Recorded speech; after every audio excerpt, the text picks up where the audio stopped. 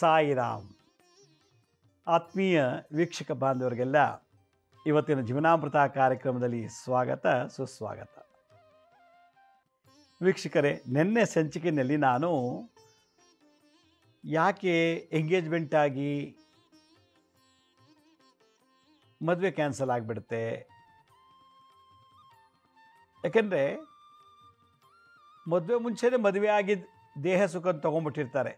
ಶಾಸ್ತ್ರೋಕ್ತವಾಗಿ ಮದುವೆ ಆಗಿರೋದಿಲ್ಲ, ಅನ್ಅಫಿಷಿಯಲ್ ಆಗಿ ಇಲ್ಲಿಗಲ್ ಆಗಿ ಒಂದು ಹುಡುಗಿ ದೇಹ ಸುಖ ತಗೊಂಡು ಮಗುಗೆ ಜನ್ಮ ಕೊಟ್ಟು ಅದನ್ನು ತೆಗ್ಸಾಕ್ಬಿಟ್ರೆ ಈ ಜಮದವ್ರಿಗೆ ಮದುವೆ ಆಗೋದು ಕಷ್ಟ ಇದೆ.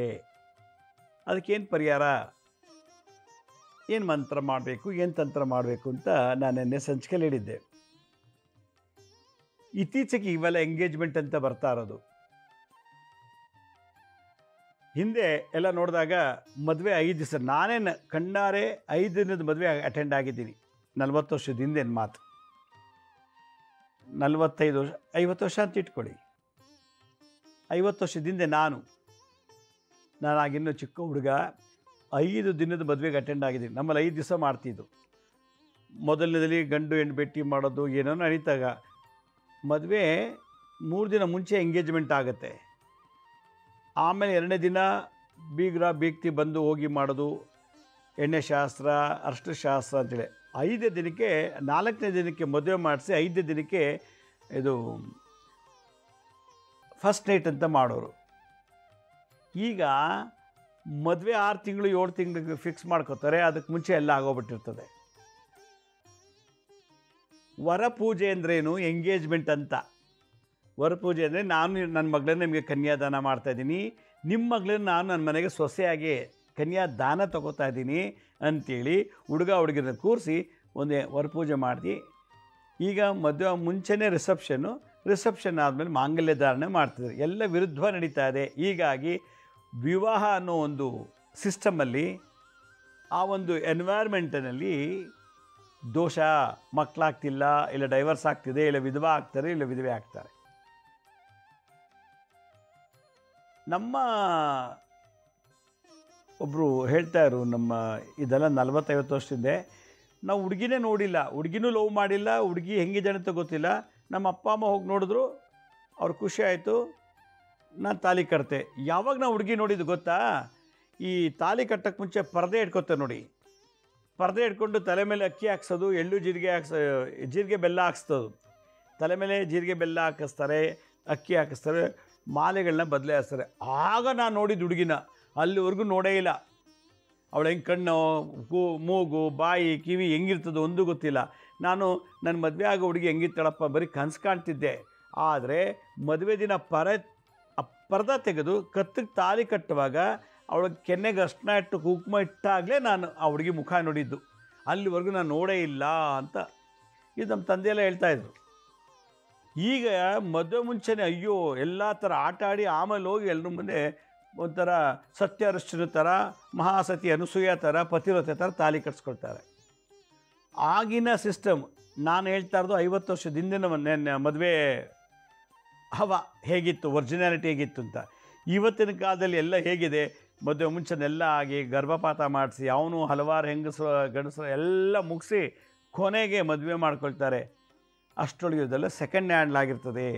ಒಂದು ಹುಡುಗ ಮದುವೆ ಮುಂಚೆನೇ ಹೈಸ್ಕೂಲಲ್ಲಿ ಓದೋ ಒಂದು ಹುಡುಗಿ ಲವ್ ಮಾಡ್ತಾನೆ. ಕಾಲೇಜಿಗೆ ಬಂದ, PUC ಸೇರಿಕೊಂಡ, ಅಲ್ಲೊಂದು ಹುಡುಗಿ ಲವ್ ಮಾಡ್ತಾನೆ. ಆಮೇಲೆ ಡಿಗ್ರಿಗೆ ಹೋದ, BScನೋ ಇಂಜಿನಿಯರಿಂಗೋ ಮೆಡಿಕಲ್ಗೋ ಎಲ್ಲೋ, ಅಲ್ಲೊಂದು ಹುಡುಗಿ ಲವ್ ಮಾಡ್ತಾನೆ. ಇದೆಲ್ಲ ಆದಮೇಲೆ ಕೆಲಸಕ್ಕೆ ಹೋಗ್ತಾನೆ, ಕೆಲಸದಲ್ಲೂ ಒಂದು ಹುಡುಗಿ ಲವ್ ಮಾಡ್ತಾನೆ. ಎಷ್ಟು ಹೈಸ್ಕೂಲಲ್ಲಿ ಒಂದು ಹುಡುಗಿ, ಆಗಲೇ ಅವ್ನಿಗೆ ಎಲ್ಲ ಆ ಥರ, PUCಲಿ ಒಂದು ಹುಡುಗಿ, ಡಿಗ್ರಿಲಿ ಒಂದು ಹುಡುಗಿ, ಮತ್ತು ಕೆಲಸ ಸಿಕ್ಕಿದ ಮೇಲೆ ಕೆಲಸದಲ್ಲಿ 4 ಜನ ಜೊತೆ ಅವ್ನು ಮಲಗಿದ್ದು ಬಂದಿರ್ತಾನೆ. ಇದಕ್ಕೆ ಕಳತ್ರ ಯೋಗ ಅಂತ ಕರೀತಾರೆ ಜ್ಯೋತಿಷ್ಯ ಶಾಸ್ತ್ರದಲ್ಲಿ. ಮದುವೆ ಮುಂಚೆನೇ ದೇಹ ಸುಖ, ಗಂಡ ಹೆಂಡತಿರು ಹೇಗೆ ಸುಖ ತಗೋತಾರೋ ಆ ಸುಖ ತೊಗೊಂಬಿಟ್ಟಿರ್ತಾರೆ ಮದುವೆ ಮುಂಚೆನೇ. ಇದು ಒಂದು ದೋಷ. ಈ ಥರ ಯಾರು ಕನ್ಯಾ ಅಥವಾ ಮುತ್ತೈದೆ ಸ್ತ್ರೀ ಅಥವಾ ಗಂಡನ ಬಿಟ್ಟಂತೋಳು ಪತಿತ್ಯಾಗ ಸ್ತ್ರೀ, ವಿಧವಾ ಸ್ತ್ರೀ, ಚಂಡಾಳ ಸ್ತ್ರೀ, ವೈಶ್ಯವಾಟಿಕಾ ಸ್ತ್ರೀ, ಈ ಥರ ಜೊತೆ ದೇಹ ಸುಖ ತಗೊಂಡು ಅವ್ರೇನು ಮಾಡ್ತಾರೆ, ಕೊನೆಯಲ್ಲಿ ಬಂದು ಮದುವೆ ಮಾಡ್ಕೊಳ್ತಾರೆ. ಅಂಥ ವೀರ್ಯ ರಕ್ತದಲ್ಲಿ ಭಗವಂತ ಅವಳಲ್ಲ ಒಳ್ಳೆ ದೊಡ್ಡ ವಿಖ್ಯಾತರಾಗೋ, ಯಾಕಂದರೆ ಅವನು ವೀರ್ಯ ರಕ್ತ ಮಲಿನ ಆಗೋಗಿರುತ್ತೆ, ಅವನೊಬ್ಬ ಮೈಲಿಗೆ ಆಗಿರ್ತದೆ. ಇದು ಹುಡುಗರದಾದರೆ ಹುಡುಗಿರು ಏನು ಮಾಡ್ತಾರೆ, ಹೈಸ್ಕೂಲಲ್ಲಿ ಒಬ್ಬರು ಲವ್ ಮಾಡ್ತಾರೆ, ಕಾಲೇಜಲ್ಲೊಂದು, ಡಿಗ್ರಿಲೊಂದು, ಆಫೀಸಲ್ಲೊಂದು, ಇದಲ್ದೇ ಪಕ್ಕದ ಮನೆ, ಹಿಂದ್ಗಡೆ ಮನೆ, ಹೀಗೆ ಆ ಬೀದಿಲೆಲ್ಲ ಒಂದು ಹುಡುಗಿ ಮದುವೆ ಮುಂಚೆನೇ ಹಲವಾರು ಹುಡುಗರ ಜೊತೆ ಸಹವಾಸ ಮಾಡಿ ದೇಹ ಸುಖ ತಗೊಂಡಿದ್ರೆ ಅದಕ್ಕೆ ಬಹುಕಳತ್ರ ಯೋಗ ಅಂತ ಕರೀತಾರೆ ಜ್ಯೋತಿಷ್ಯ ಶಾಸ್ತ್ರದಲ್ಲಿ. ಈ ಥರ ಅನುಭವಿಸಿ ಆಮೇಲೆ ಮದುವೆ ಮಾಡ್ಕೊಂಡ್ಬಿಟ್ರೆ ಅದು ಮದುವೆ ಆಗೋದಂತೂ ಅಲ್ಲ. ಯಾವಾಗ ಒಂದು ಹುಡುಗ ಒಂದು ಹುಡುಗಿ ದೇಹ ಸುಖ ತಗೊಂಡು ಅದು ಗಾಂಧರ್ವ ವಿವಾಹ ಅಂತ, ಕದ್ದು ಮುಚ್ಚಿ ಯಾರಿಗೂ ಗೊತ್ತಿಲ್ದೇನೆ, ಗುರು ಹಿರಿಯರ ಆಶೀರ್ವಾದ ಇಲ್ದೇನೆ ಒಂದು ಹುಡುಗ ಅವನಿಗೆ ದೇಹ ಸುಖ ತಗೊಳ್ತಾರಂದರೆ ಅದು ಗಾಂಧರ್ವ ವಿವಾಹ. ಅಕಸ್ಮಾತ್ ಆ ಥರ ಆಯಿತು ಅಂದರೆ ಅವರೇ ಮದುವೆ ಆದರೆ ಒಳ್ಳೆಯದು. ಅದು ಬಿಟ್ಬಿಟ್ಟು ಇವನು ಬಿಟ್ಬಿಟ್ಟು ಇನ್ನೊಬ್ಬನ ಮದುವೆ ಮಾಡ್ಕೋತಾಳೆ, ಇವನು ಅವಳು ಬಿಟ್ಬಿಟ್ಟು ಇನ್ನೊಬ್ಬರನ್ನು ಮದುವೆ ಮಾಡ್ಕೊಂಡ್ಬಿಡ್ತಾನೆ. ಅಲ್ಲಿಗೆ ಅರ್ಥ ಅವ್ರಿಗೆ ಆವಾಗಲೇ ಡೈವರ್ಸ್ ಆಯಿತು ಅಂತ ಅರ್ಥ. ಮದುವೆ ಮುಂಚೆನೇ ಡೈವರ್ಸ್ ಆಯಿತು, ಅದರ ಫಲ ಈಗ ಡೈವರ್ಸ್ ಆಗ್ತದೆ. ಒಂದು ಹುಡುಗ ಈ ಡಿಗ್ರಿ ಇಂಜಿನಿಯರಿಂಗ್ ಓದ್ತಿರ್ಬೇಕಾದ್ರೆ ಯಾವುದೋ ಒಂದು ಹುಡುಗಿನ ನಾರ್ತ್ ಇಂಡಿಯಾದಲ್ಲಿ ಹುಡುಗಿ ಬಂದು ಓದ್ತಾ ಇರ್ತಾಳೆ ಇಂಜಿನಿಯರಿಂಗ್ ಕಾಲೇಜಲ್ಲಿ. ಇಬ್ಬರು ಚೆನ್ನಾಗಿ ಪ್ರೀತಿಸ್ತಾರೆ, ಡಿಗ್ರಿ ಆಗೋವರೆಗೂ ಜೊತೆಲೇ ಇರ್ತಾರೆ, ಎಲ್ಲ ಆಗಿ ಎಲ್ಲ ಥರ ಸುಖ ಅನುಭವಿಸಿ ಕೊನೆಗೆ ಅವ್ರು ಏನು ಮಾಡ್ತಾರೆ, ಅವನೂರಿಗೆ ಹೋದ, ಇವಳು ಅವ್ರ ಊರಿಗೆ ಹೋದರು. ಆ ಹುಡುಗಿ ತಂದೆ ತಾಯಿ ಒಪ್ಪಿ ಇನ್ನೊಬ್ಳು ಮದುವೆ ಮಾಡಿದ್ರು, ಈ ಹುಡುಗರು ತಂದೆ ತಾಯಿ ಒಪ್ಪಿಸ್ಕೊಂಡು ಮದುವೆ ಮಾಡಿಬಿಟ್ರು. ನೋಡಿ, ದೇಹ ಸುಖ ತಗೊಂಡ್ರು, ಬೇರೆ ಬೇರೆಯವ್ರನ್ನ ಮದುವೆ ಆದರು, ಅದು ಗಾಂಧರ್ವ ಡೈವರ್ಸ್ ಅಂತ. ಅಲ್ಲೇ ಡೈವರ್ಸ್ ಆಯಿತು. ತಾಲಿ ಕಟ್ಟಿಲ್ಲ, ತಾಲಿ ಕಟ್ಟೇ ಇಲ್ಲ, ಗಂಡ ಹೆಂಡತಿ ಥರ ಇದ್ದರು, ಆಮೇಲೆ ಡೈವರ್ಸ್ ಆಯಿತು. ಡೈವರ್ಸ್ ಅವ್ರೇನು ಕೋರ್ಟ್ಗೋ ಡೈವರ್ಸ್ ತೊಗೊಳ್ಳಿಲ್ಲ, ಅವ್ನು ಇಷ್ಟಪಟ್ಟಳು ಅವ್ನು ಮದುವೆ ಮಾಡ್ಕೊಂಡ, ಇವಳು ಇಷ್ಟಪಟ್ಟಳು ಅವ್ರ ಅಪ್ಪ ಅಮ್ಮ ಹೇಳಿ ಮದುವೆ ಮಾಡಿಕೊಂಡ್ರು. ಒಟ್ಟಿನಲ್ಲಿ ಅವಳು ಯಾರೋ ಇವನು ಯಾರೋ. ಆದರೆ ಮದುವೆ ಮುಂಚೆನೇ ಪ್ರೀತಿಸಿ ಬೇರೆ ಆಗಿದ್ದು ಅದು ಒಂದು ಗಾಂಧರ್ವ ಡೈವರ್ಸ್, ಅದು ಒಂದು ಕಳತ್ರ ಯೋಗ. ಇದೇ ಥರ ಹೆಣ್ಣುಮಕ್ಕಳು ಗಂಡು ಮಕ್ಕಳು ಇವತ್ತು ನಡೀತಾ ಇದೆ. ಇಂಥ ರಕ್ತದಲ್ಲಿ, ಇಂಥ ವೀರ್ಯದಲ್ಲಿ ಇಂಥ ಕೆಲಸ ಮಾಡಿ ಹುಟ್ಟಿರ್ತಲ್ಲ ಗಂಡಸರು, ಅವ್ರಿಗೆ ತೊಂದರೆ ಕೊಡೋ ಮಕ್ಕಳೇ ಜನ್ಮ ಕೊಡ್ತಾರೆ. ಯಾಕೆಂದರೆ ವೀರ್ಯ ಮಲಿನ ಆಯಿತು, ರಕ್ತ ಮಲಿನ ಆಯಿತು, ದೇಹ ಮಲಿನ ಆಯಿತು, ಮನಸ್ಸು ಮಲಿನ ಆಯಿತು, ಆತ್ಮ ಮಲಿನ ಆಯಿತು, ಯಾವುದೂ ಶುದ್ಧ ಇಲ್ಲ. ಇದೇ ಥರ ಹೆಣ್ಣುಡುಗಿ ಕಣ್ಕಂಡು ಹುಡುಗರ ಜೊತೆ ದೇಹ ಸುಖ ತೊಗೊಂಡು ಅಬಾರ್ಷನ್ ಮಾಡ್ಕೊಳ್ಳೋದು ಅಥವಾ ಅವ್ರ ಜೊತೆ ಇದು ಮಾಡೋದೆಲ್ಲ ಮಾಡಿದ್ರೆ ಅಂಥ ಗರ್ಭದಲ್ಲಿ ಭಗವಂತ ಉಡಲ್ಲ. ಪರಮಹಂಸರು, ಅವಧೂತರು, ಮಹಾನ್ ವಿಖ್ಯಾತರಾಗುವಂಥವ್ರು ಉಡಲ್ಲ. ಎಲ್ಲ ಥರ್ಡ್ ಕ್ಲಾಸ್ ಮಕ್ಕಳು ಹೊಡೆದು ಎಲ್ಲ ಕೆಟ್ಟ ಕೆಲಸ. ಇವರೇ ಮದುವೆ ಮುಂಚೆ ಇಷ್ಟು ವರ್ಸ್ಟ್ ಅಂದರೆ ಇವ್ರು ಗುಡೋ ಮಕ್ಕಳು ಇನ್ನೆಷ್ಟು ವರ್ಸ್ಟ್ ಆಗಿರ್ತಾರೆ. ಮದುವೆ ಮುಂಚೆನೇ ಇವನು ಅಷ್ಟೊಂದು ಹೆಣ್ಮಕ್ಳ ಜೊತೆ ಸುಖಪಟ್ಟವನು, ಆ ರಕ್ತ ವೀರ್ಯದ ಬಡುವಂಥ ಅವನಿಗೆ ಅಪ್ಪ 5 ಜನ ಜೊತೆ ಸುಖಪಟ್ಟರೆ ಮಗ 20 ಜನ ಅಥವಾ ಸುಖ ಪಡ್ತಾನೆ ಮದುವೆ ಮುಂಚೆನೇ. ಯಾಕೆಂದರೆ ಅದೇ DNA, ಅದೇ ಕ್ರೋಮೋಸೋಮ್ಸ್, ಜೆನೆಟಿಕ್ಸ್, ಜೀನ್ಸ್ ಹೇಳ್ಕೊಂಡು ಹೋಗುತ್ತೆ. ಅದೇ ಥರ ಈ ಹೆಂಗಸಿನಲ್ಲಿ. ಇದಕ್ಕೆ ಬಹುಕಳತ್ರ ಯೋಗ ಅಂತಾರೆ. ಇದು ಜಾಸ್ತಿ ಆಗಿರೋದ್ರಿಂದ ಶಾಶ್ವತ ಮದುವೆ ಉಳಿಯೋದಿಲ್ಲ, ಇವು ಜೀವನದಲ್ಲಿ ಇರಲ್ಲ. ಯಾಕೆಂದರೆ ಯಾರ್ಯಾರ ಜೊತೆ ಮಲಗಿದ್ರು ಅದ್ರ ಶಾಪ ಮದುವೆ ಆದಮೇಲೆ ಗೊತ್ತಾಗತ್ತೆ, ಅಲ್ಲಿವರೆಗೂ ಗೊತ್ತೇ ಆಗಲ್ಲ. ಮದುವೆ ಆಗೋವರೆಗೂ ರಾಜ, ಮದುವೆ ಆದಮೇಲೆ ಭಿಕಾರಿ ಆಗಿಬಿಡ್ತಾರೆ. ಯಾಕೊತ್ತಾ? ಅದು ಶಾಪ. ಇವತ್ತು ನಾನು ಹೆಣ್ಮಕ್ಳಿಗೆ ಈ ಥರ ಕಳತ್ರ ದೋಷ ಇದ್ದಾಗ ಏನು ಮಾಡಬೇಕು? ಈ ಥರ ದೋಷ ಇವತ್ತಿಂದೆಲ್ಲ ಹಿಂದಿನ ಕಾಲದಲ್ಲೂ ಇತ್ತು, ಆದರೆ ಅದಕ್ಕೆ ಪರಿಹಾರ ಮಾಡಿಕೊಂಡು ಪವಿತ್ರರಾಗ್ತಿದ್ರು. ಈಗ ಪರಿಹಾರವೂ ಇಲ್ಲ, ಪವಿತ್ರತೆಯೂ ಇಲ್ಲ, ಹೀಗಾಗಿ ಅವ್ರ ಲೈಫೇ ಅಪವಿತ್ರ. ಇವತ್ತಿನ ದಿವಸ ನಮ್ಮ ಸಮಾಜ ಎಷ್ಟು ಕೆಟ್ಟಿದೆ ಅಂದರೆ ಪವಿತ್ರತೆ ಹೊರಟೋಗ್ಬಿಟ್ಟಿದೆ. ಯಾವಾಗ ಈ ಕಲಿಯುಗದಲ್ಲಿ ಕಲಿಪುರುಷ ಶನಿಯ ಜೊತೆ ಸೇರಿದಾಗ ಶನಿ ಏನು ಮಾಡ್ತಾನೆ, ಮನಸ್ಸನ್ನೇ ವಿಕಾರಗೊಳಿಸ್ತಾನೆ. ಇವಳು ಚೆನ್ನಾಗಿದ್ದಾಳೆ, ಅವಳು ಬೇಡ ಅಂತ ಅನಿಸುತ್ತೆ ಮನಸ್ಸು. ಇದಕ್ಕೆ ಕಾಮವನ್ನು ಉದ್ರೇಕ ಮಾಡೋನು ಯಾರು? ಶುಕ್ರ ಗ್ರಹ. ಶುಕ್ರ ಸೆಕ್ಸ್ಗೆ ಕಾರಕ. ನನಗೆ ಬದಲಾಯಿಸಬೇಕು, ಇವಳು ಚೆನ್ನಾಗಿಲ್ಲ, ಅವಳು ಚೆನ್ನಾಗಿದೆ, ಇವನು ಚೆನ್ನಾಗಿಲ್ಲ, ಅವನು ಚೆನ್ನಾಗಿದ್ದಾನೆ ಅನ್ನೋದು ಆ ವಿಕೃತಿ ರೂಪವನ್ನು, ಭಾವನೆಗಳನ್ನು ಸೃಷ್ಟಿ ಮಾಡುವಂಥ ಗ್ರಹ ಶನಿ.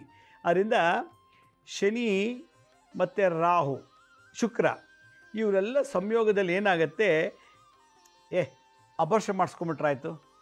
ಇವಾಗೇನು ಬೇಕು? ಸುಖ ಬೇಕು. ಯಾರಿಗೂ ಗೊತ್ತು ನಾಳೆ ಮದುವೆ ಆಗೋವಾಗ ನನ್ನ ಗಂಡ ಈ ರೀತಿ ಸುಖ ಕೊಡ್ತಾನೋ ಇಲ್ವೋ, ಅದಕ್ಕೆ ಮದುವೆ ಮುಂಚೆ ನಾವು ಇದೆಲ್ಲ ತೊಗೊಂಬಿಟ್ರೆ ಆಮೇಲೆ ನೋಡೋಣ ಅನ್ನೋ ಒಂದು ಭಾವನೆ, ಅದೇ ಮನೋಸಂಕಲ್ಪ. ಇವತ್ತೇನಾಗಿದೆ ಅಂದರೆ ಗೋಬಿ ಮಂಚೂರಿ, ಚುರುಮುರಿ, ಪಾನಿಪುರಿ, ಆ ಪುರಿ ಈ ಪುರಿ ಎಲ್ಲ ತಿಂದು ಮತ್ತು ಹಲವಾರು ವಿಶೇಷವಾದಂಥ ಏನೇನೋ ತಿಂದು ದೇಹದಲ್ಲಿ ವಿಕೃತಿ ರೂಪದ ಕಾಮದ ಪ್ರಚೋದನೆ ಆಗ್ತಿದೆ ನಾವು ತಿನ್ನೋ ಆಹಾರದಿಂದ. ಫುಡ್ ಸ್ಟೈಲ್ ಸರಿ ಇಲ್ಲ, ಆದರೆ ವಿಚಿತ್ರವಾದ ಭಾವನೆಗಳು ಜಾಸ್ತಿ ಆಗ್ತಿದೆ. ಈಗ ಸೋಷಿಯಲ್ ಮೀಡಿಯಾ ಅಂತೂ ಬಂತು, ಏನು ಇಂಟರ್ನೆಟ್ ಬಂದಿದೆ, ಎಲ್ಲದರಲ್ಲೂ ಕೆಟ್ಟ ಕೆಟ್ಟ ವೀಡಿಯೋಗಳೆಲ್ಲ ಇದೆ. ಇದೆಲ್ಲ ನೋಡಿದಾಗ ಸ್ಟೈಲ್, ಮನಸ್ಸಿನ ಸ್ಥಿತಿ ಭಾವನೆಗಳು ಬದಲಾವಣೆ ಆಗಿದೆ. ಏನಾಗುತ್ತೆ, ಏನಾಗ್ಬೋದು, ಒಂದು ಅಬಾರ್ಷನ್ ಮಾಡಿಸ್ಕೋಬೋದು ಅಷ್ಟೇ ತಾನೇ, ಮಾಡ್ಕೊಂಬಿಡೋಣ, ಸುಖ ಬೇಕು. ವಯಸ್ಸಾದ್ಮೇಲೆ ತೊಗೊಳಕ್ಕಾಗತ್ತಾ?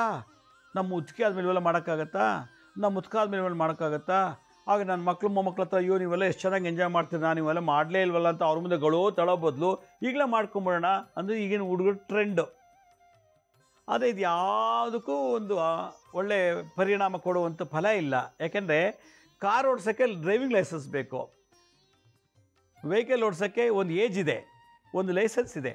ಆ ಏಜ್ ದಾಟಿದ್ರೆ ಮಾತ್ರ ಲೈಸೆನ್ಸ್. ಹಾಗೆ ಇಂದಿನ ಕಾಲದಲ್ಲಿ ಈ ಥರದಕ್ಕೆಲ್ಲ ಲೈಸೆನ್ಸ್ ಹೆಂಗೆ ಕೊಡ್ತಿರು ಅಂದರೆ ವಿವಾಹ ಅನ್ನೋ ಒಂದು ಲೈಸೆನ್ಸ್ ಕೊಡ್ತಿರು. ಈಗ ಮದುವೆ ಮುಂಚೆನೇ ಎಲ್ಲ ಆಗ್ತದೆ. ಆದರೆ ಹೆಣ್ಣು ಮಕ್ಕಳಲ್ಲಿ ಇತ್ತೀಚೆಗೆ ಈಗ ಇದು ಜಾಸ್ತಿ ಆಗ್ತಿದೆ. ಎಂಗೇಜ್ಮೆಂಟ್ ಕ್ಯಾನ್ಸಲ್ ಆಯಿತು ಅಂದರು, 2 ಬಾರಿ ಎಂಗೇಜ್ಮೆಂಟ್ ಆಯಿತು, ನನ್ನ ಕ್ಯಾನ್ಸಲ್ ಆಯಿತು ಅಂದರೆ ಕಳತ್ರ ಯೋಗದ ದೋಷ ಇದೆ ಅಲ್ಲಿ. ಅದರಿಂದ ಕುಜ ಮಂಗಳ ಗ್ರಹಕ್ಕೆ, ಶುಕ್ರ ಗ್ರಹಕ್ಕೆ, ಶನಿ ಗ್ರಹಕ್ಕೆ ನಾವು ಶಾಂತಿ ಮಾಡಬೇಕು ಅನ್ನೋದೊಂದು ಅರ್ಥ. ನನಗೆ ಯಾಕೆ 2 ಸಲ ಎಂಗೇಜ್ಮೆಂಟ್ ಆಯಿತು, 2 ಸಲ ಎಂಗೇಜ್ಮೆಂಟ್ ಕ್ಯಾನ್ಸಲ್ ಆಯಿತು ಅಂದರೆ ಕಳತ್ರ ಯೋಗ ಇದೆ. ನನಗೆ ಯಾಕೆ 2 ಸಲ ಮದುವೆ ಆಯಿತು, ಮೊದಲನೇ ಗಂಡ ಬಿಟ್ಟ, ಡೈವರ್ಸ್ ಆಯಿತು, ಇನ್ನೊಬ್ಬನ ಮದುವೆ ಮಾಡಿಕೊಂಡೆ, ಅವನಿಗೂ ಸುಖ ಇಲ್ಲ, ಅವನು ಇದ್ದಾನೆ, ಅದು ಇನ್ನೊಬ್ಬನ ಪರಪುರುಷ ಜೊತೆ ಸುಖ ಇಟ್ಕೊಂಡಿರ್ತಾಳೆ. ಅಲ್ಲಿಗೆ 2ನೇ ಗಂಡ ಇದ್ದೂ ಕೂಡ 3, 4ನೇ ಗಂಡ ಬೇಕು. ಅದಕ್ಕೆ ಬಹು ಕಳತ್ರ ಯೋಗ ಅಂತ ಕರೀತಾರೆ ಜ್ಯೋತಿಷ್ಯದಲ್ಲಿ. ಇದಕ್ಕೆ ಏನು ದೋಷ ಅಂತಂದರೆ ಪೂರ್ವ ಜನ್ಮದಲ್ಲಿ ನಾವು ಮಾಡಿದಂಥ ಕರ್ಮದಲ್ಲಿ ಆ ಬ್ಯಾಲೆನ್ಸನ್ನು ಇವಾಗ ಮದುವೆ ಮಾಡ್ಕೋತೀವಿ, ಡೈವರ್ಸ್ ಆಗುತ್ತೆ, 2ನೇ ಮದುವೆ ಮಾಡ್ಕೊಳ್ತೀವಿ, ಅವನಿಂದನೂ ಸುಖ ಇಲ್ಲ. ಇವರೆಲ್ಲರೂ ಎಲ್ಲಿದ್ದರು, ಈ ಜನ್ಮದ ಗಂಡಂದಿರು ಹೋದ ಜನ್ಮದ ಪೂರ್ವ ಜನ್ಮದ ಸುಖ ಕಳ್ಕೊಂಡಂಥವ್ರು. ಅವರು ಈಗ ಮದುವೆಯಾಗಿ ಆ ಕರ್ಮನ ಜಮಾ ಮಾಡಿ ಬಿಟ್ಟೋಗ್ತಾರೆ. ಅದು ಡೈವರ್ಸ್ ಆಗ್ಬೋದು, ಇಲ್ಲ ಸತ್ತೋಗ್ಬೋದು, ಏನೋ ಆಗ್ಬೋದು. ಈ ರೀತಿ ಹೆಣ್ಮಕ್ಳಿಗೆ ಹಲವಾರು ಪುರುಷರ ಸಹವಾಸ, ಹಲವಾರು 2-3 ಸಲ ಮದುವೆ ಆಗೋ ಯೋಗ ಹೆಣ್ಮಕ್ಳಿಗಿತ್ತು ಅಂತಾರೆ. ಅದಕ್ಕೆ ಕಳತ್ರ ಯೋಗ ಅಂತ ಹೇಳ್ತಾರೆ, ಅಥವಾ ಕುಜದೋಷ ಅಂತ ಕರೀತಾರೆ. ಅಥವಾ ಇದಕ್ಕೆ ನಾವು ತಕ್ಷಕ ಕಾಳ ಸರ್ಪದೋಷ ಅಂತಲೂ ಕರಿತೀವಿ. ಇದಕ್ಕೆಲ್ಲ ಪರಿಹಾರ ಏನು ಮಾಡಬೇಕು ಅಂತಂದರೆ ಶ್ರೀನಿವಾಸ ಕಲ್ಯಾಣ, ಗಿರಿಜಾ ಕಲ್ಯಾಣ, ಸುಬ್ರಹ್ಮಣ್ಯ ವಲ್ಲಿ ದೇವಸೇನ ಕಲ್ಯಾಣೋತ್ಸವ ಎಲ್ಲ ಮಾಡಿದ್ರೆ ಏನಿಲ್ಲ. ಅವ್ರಿಗೆಲ್ರಿಗೂ ಇಬ್ಬಿಬ್ಬರು ಹೆಂಡ್ತಿರು, ಶ್ರೀನಿವಾಸಂಗೆ 2 ಹೆಂಡ್ತಿರು, ಈಶ್ವರಿಗೆ 2 ಹೆಂಡ್ತಿರು, ಷಣ್ಮುಗ ಸುಬ್ರಹ್ಮಣ್ಯಗೆ 2 ಹೆಂಡ್ತಿರು, ಅವ್ರಿಗೆ ಕಳತ್ರ ಯೋಗ ಇದೆ. ನಾವು ಅವ್ರನ್ನೇ ಯಾಕೆ ಪೂಜೆ ಮಾಡ್ತೀವಿ? ನಾವು ದೇವತೆಗಳಿಗೆ 2 ಹೆಂಡ್ತಿರು, ನಮಗೂ 3-4 ಜನ ಆಗಿಬಿಡ್ತಾರೆ. ಅದಕ್ಕೆ ಏನು ಮಾಡಬೇಕು?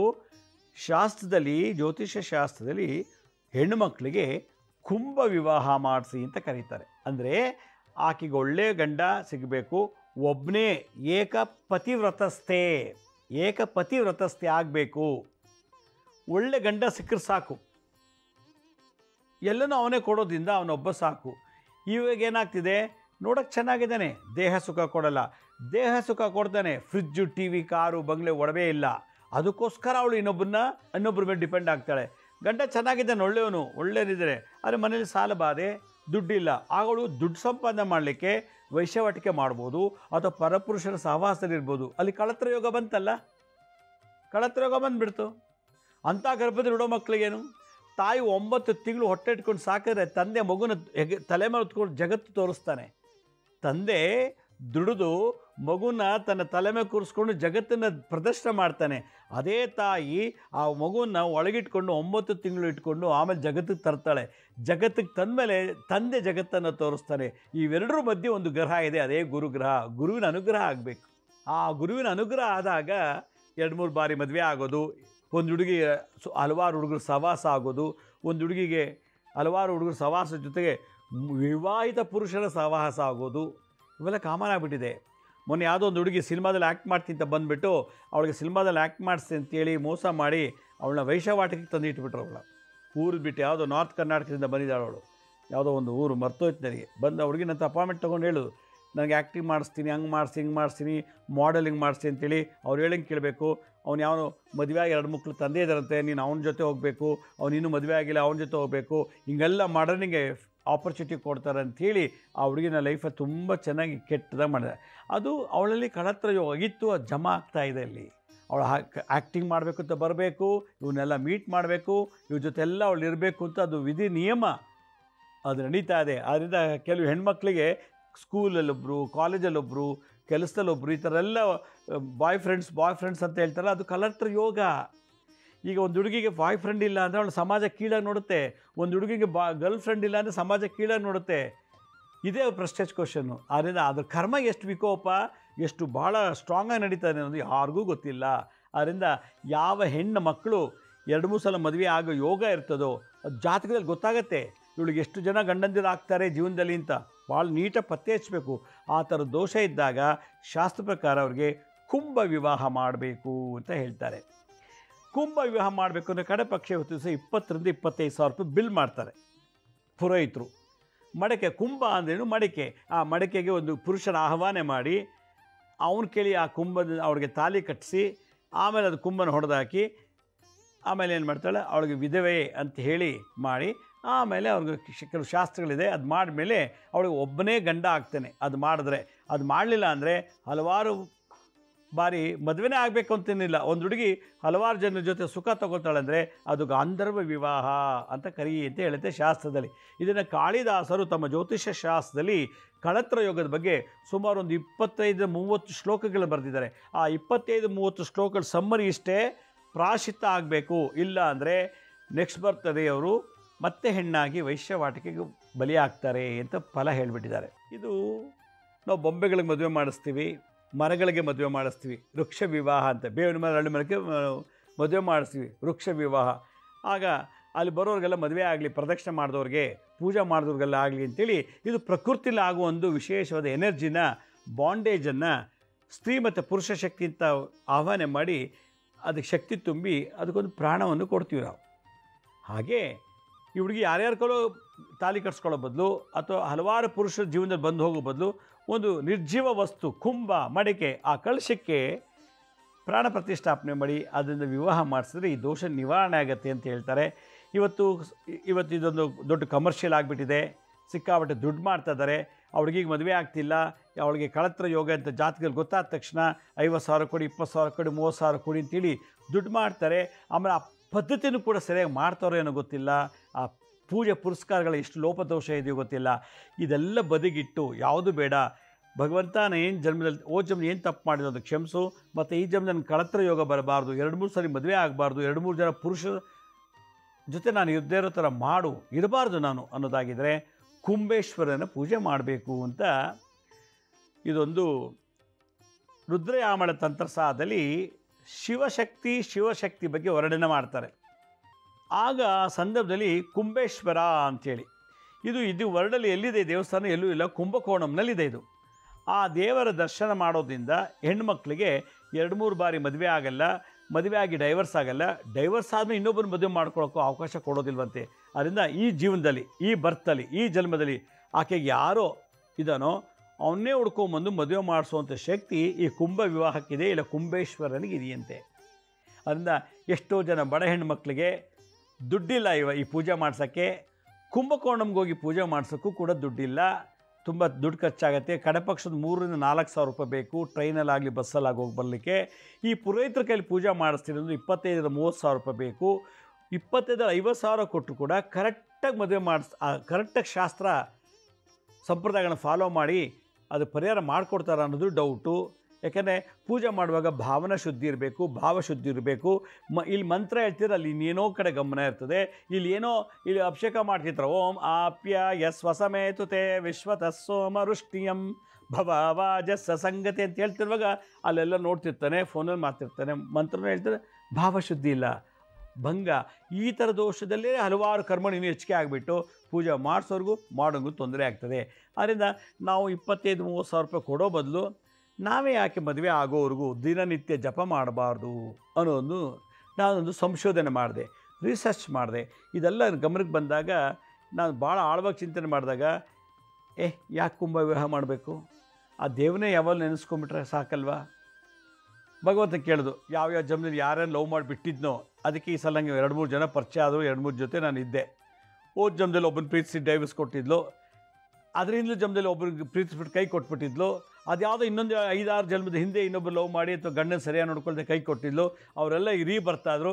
ಅವರೆಲ್ಲ ಎಲ್ಲರೂ ಸಿಕ್ಕಿದ್ರು. ಒಬ್ಬ ಹೈಸ್ಕೂಲಲ್ಲಿ ಸಿಗ್ದ, ಇನ್ನೊಬ್ಬ ಕಾಲೇಜಲ್ಲಿ ಸಿಗ್ತಾ PUCಲಿ, ಇನ್ನೊಬ್ಬ ಡಿಗ್ರಿ ಓದೋಕೆ ಸಿಗ್ದ. ಡಿಗ್ರಿ ಆದಮೇಲೆ ಕೆಲಸಕ್ಕೆ ಹೋಗಿ ಸೇರಿಕೊಂಡ್ಲು, ಅಲ್ಲಿ ಪರಿಚಯ ಆದ. ನೋಡಿ, ಓದ್ ಜನ್ಮದಲ್ಲಿ ಏನೇನು ದ್ರೋಹ ಮಾಡಿದ್ಲು ಪುರುಷರಿಗೆ, ಅವರೆಲ್ಲ ಈ ಜನ್ಮದಲ್ಲಿ ಸ್ಕೂಲ್ ಮೆಟ್ಟು, ಕಾಲೇಜ್ ಮೆಟ್ಟು, ಆಫೀಸ್ ಮೆಟ್ಟಾಗಿ ಪರಿಚಯ ಆಗಿ ಆ ಜಮ ಋಣ ಕಳ್ಕೊಂಬಿಡ್ತಾಳೆ. ಗೊತ್ತೇ ಆಗಲ್ಲ ಅವಳಿಗೆ. ಹೌದು, ನನ್ನ ಲೈಫಲ್ಲಿ ಇಷ್ಟು ಜನ ಹುಡುಗರು ಯಾಕೆ ಬಂದರು, ಜ್ಞಾನಕ್ಕೆ ಇಷ್ಟು ಜನ ಹುಡುಗ ದೇಹ ಸುಖ ತೊಗೊಂಡೆ ಅಂದರೆ ಅದು ವಿಧಿ ನಿಯಮ ಪೂರ್ವ ಜನ್ಮದ್ದು. ಇದನ್ನು ತಪ್ಪಿಸ್ಬೇಕು ಅನ್ನೋದಾಗಿದ್ದರೆ ಅವಳಲ್ಲಿ ಒಳ್ಳೆ ಪ್ರಜೆ, ಸುಖ ಸಂತಾನ ಆಗಬೇಕು ಅನ್ನೋದಾಗಿದ್ದರೆ, ಈ ಥರ ಓದ್ ಜನ್ಮದಲ್ಲಿ ಬಿಟ್ಟಿದ್ಲಲ್ಲ, ಲವ್ ಮಾಡಿ ಓದ್ ಜನ್ಮದಲ್ಲಿ ಮೋಸ ಮಾಡಿ ಹೊಟ್ಟೋಗಿದ್ಲಲ್ಲ, ಅವರೆಲ್ಲರಿಗೂ ಹುಟ್ಟಿದ್ದಾರೆ, ಅವರಿಂದ ಬಿಡುಗಡೆ ಆಗಬೇಕು, ಅವ್ರು ಮತ್ತೆ ಬಂದು ನನ್ನ ಜೀವನದಲ್ಲಿ ಆಟ ಆಡಬಾರ್ದು ಅಂದರೆ ಕುಂಭ ವಿವಾಹ ಅಥವಾ ಕುಂಬೇಶ್ವರನ ಪೂಜೆ ಜಪ ಮಾಡಬೇಕು ಅಂಥೇಳಿ ರುದ್ರಯಾಮಳ ತಂತ್ರಸಾರದಲ್ಲಿ ಈ ವಿಚಾರದ ಬಗ್ಗೆ ಮಾತಾಡ್ತಾರೆ. ಇದನ್ನೇ ಕಾಳಿದಾಸರು ತಮ್ಮ ಜ್ಯೋತಿಷ ಶಾಸ್ತ್ರದಲ್ಲಿ ವರ್ಣನೆ ಮಾಡ್ತಾರೆ.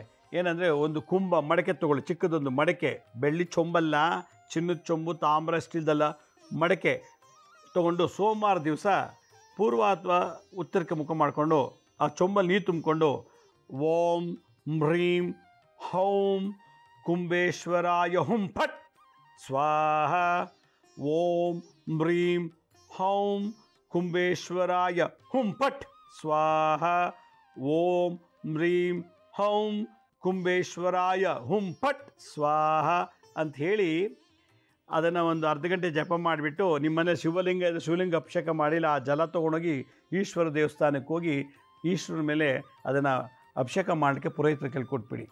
ಈ ಥರ ಮಾಡಿ ಇದನ್ನು 16 ಸೋಮವಾರ ಮಾಡಬೇಕಿದ್ದನ್ನು. 16 ಪ್ರತಿ ಸೋಮವಾರ 16 ಕುಂಭಗಳು, ಹೊಸ ಕುಂಭ ತೊಗೊಂಬಂದು ಅದಕ್ಕೆ ಬೇಕಾದ್ರೆ ಒಂದು ದಳ ಪಿಲ್ಪತ್ರ ಹಾಕಿ ನೀವು ಕುಂಭದೊಳಗೆ ಹಾಕ್ಬಿಟ್ಟು ಅಭಿಷೇಕ ಮಾಡೋಕ್ಕೆ ಭಟ್ರ ಕೈಲಿ ಕೊಡಿ, ಶಾಸ್ತ್ರಿ ಪುರೋಹಿತರು ಕೊಡಿ, ಇಲ್ಲ ನಿಮ್ಮಲ್ಲೇ ಒಂದು ಲಿಂಗ ಅದಕ್ಕೆ ಪೂಜೆ ಮಾಡಿಬಿಡಿ, ಅಭಿಷೇಕ ಮಾಡಿ.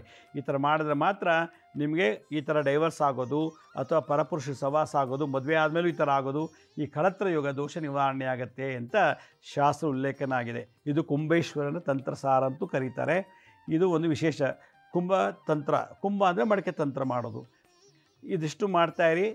ಇದೆಲ್ಲ ಮಾಡೋದ್ರಿಂದ ನಿಮಗೆ ಹೆಣ್ಮಕ್ಳಿಗೆ ಬೇಗ ಮದುವೆನೂ ಆಗುತ್ತೆ, ಡೈವರ್ಸ್ ಆಗಲ್ಲ, ಗಂಡ ಬಿಟ್ಟು ಹೋಗಲ್ಲ, ಅಥವಾ ವಿಧವೆ ಆಗೋ ಯೋಗ ಕೂಡ ಇರೋದಿಲ್ಲ ಅಂತ ಶಾಸ್ತ್ರದಲ್ಲಿ ಶ್ಲೋಕದಲ್ಲಿ ಹೇಳ್ತಾರೆ ಕಾಳಿದಾಸರು. ಇದಕ್ಕೆ ಒಂದು ತಕ್ಕ ಪರಿಹಾರ. ವೀಕ್ಷಕರೇ, ನಮ್ಮ ಹಳೆ ಸಂಚಿಕೆ ನೋಡೋಕ್ಕಾಗಿಲ್ವೋ, ನಮ್ಮ ಶಿರಡಿ ಸಾಯಿ ಭಿಕ್ಷಾ ಕೇಂದ್ರ ಮತ್ತು ಹೆಲ್ತ್ ಸೈನ್ಸ್ ಅಂತ 2 ಯೂಟ್ಯೂಬ್ ಚಾನಲ್ ಇದೆ. ಇದ್ರ ಜೊತೆಗೆ SSBK ಜ್ಞಾನೋದಯ ಅಂತ ಒಂದು ಮ್ಯೂಸಿಕ್ ಚಾನಲ್ ಇದೆ. 3ಕ್ಕೆ ಸಬ್ಸ್ಕ್ರೈಬ್ ಮಾಡ್ಕೊಳ್ಳಿ. ಪಕ್ಕದ ಬೆಲ್ ಬಟನ್ ಪ್ರೆಸ್ ಮಾಡಿ, ನೋಡೋದು ಲೈಕ್ ಅನ್ನೋ ಬಟನ್ ಪ್ರೆಸ್ ಮಾಡಿ. ಆಮೇಲೆ ಆ ಲಿಂಕನ್ನು ನಿಮ್ಮ ಮಿತ್ರರಿಗೆ ವಾಟ್ಸಪ್ ಮುಖಾಂತರ, ಇಮೇಲ್ ಮುಖಾಂತರ ಶೇರ್ ಮಾಡಿ. ಗುರುಜಿ ಲಕ್ಷ್ಮೀ ಶ್ರೀನಿವಾಸ್ ಅಂತೇಳಿ ಫೇಸ್ಬುಕ್ಕು, ಇನ್ಸ್ಟಾಗ್ರಾಮು, ಟ್ವಿಟ್ಟರು, ಲಿಂಕ್ಡ್ಇನ್ ಕೂಡ ನಾವು ಅಪ್ಲೋಡ್ ಮಾಡ್ತಿರ್ತೀವಿ.